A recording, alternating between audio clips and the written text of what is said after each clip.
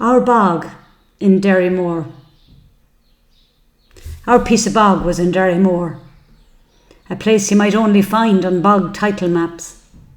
Or, if you had the living pleasure of asking the legend living in the bog manager Mike Gaynard, with his sidekick Small Tom, they could be met of a Friday throughout the Dalton Inn, making musical conflab with every man, woman and child willing to engage in the crack with this unlikely pair of chums.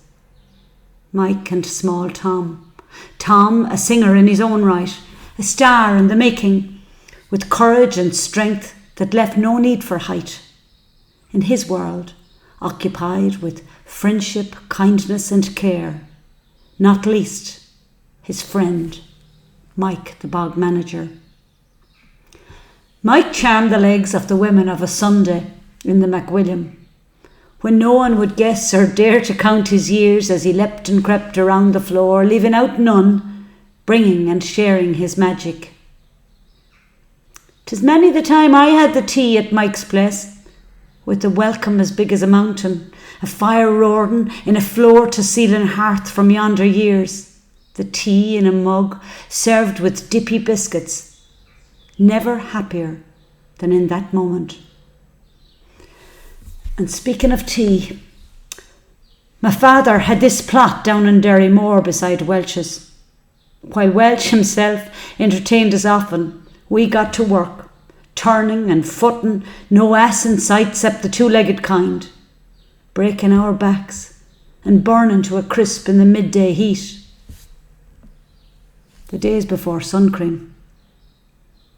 And we worked without stop, jealous of the neighbours' plots, where they sat on stones and coats enjoying fine dining over a fire and billy can, warming the water for their tea. And we waited and waited for the Vauxhall Viva to come, with the Marietta biscuits and bottles of tea and milk, the sugar in, and we fought like dogs to get the last broken one. Michael John might come to help us out, and he would work and make our job easier in Derrymore. Dad might give us an hour or two, but always in haste, and so rushing to go might sink the double-wheeled Massey in a big bog hole. He didn't understand, Welch said, that you take the bog easy. You cannot rush it, or it will have its say. And we'd foot it, fill it in the 10-20 bags, and drag it out and throw as best we could for our years of 8 or 9 or 10 in the trailer with the makeshift extension. A piece that often dislocated and might fall off and out on top of some crater, now covered in hay or turf, looking for his breath and not asking about a safety statement. The bog wasn't for everyone, not for my dad, but we liked it. And it became a novelty at times, an escape from everything else in life. We liked Michael John's bog and Lehenge too. Cute enough, he married late, and so his gang saw less of their bog than we did, where the price for a day's labour was a 6-penny HB Neapolitan ice cream, large with 2 wafers.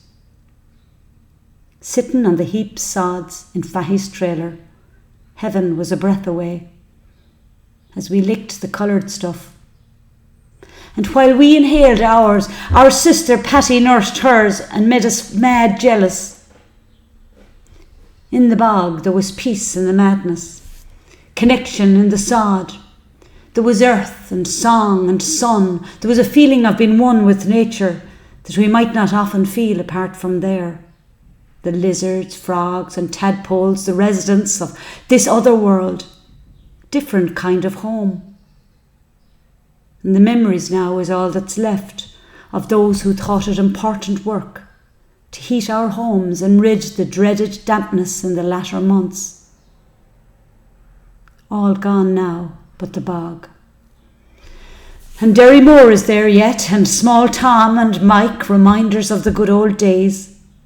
If only we had known it then, sharing the footing and the tea with those we loved, but didn't know it then that we did so much, when the morning call came to tell us we were off to the bog and to Derrymore.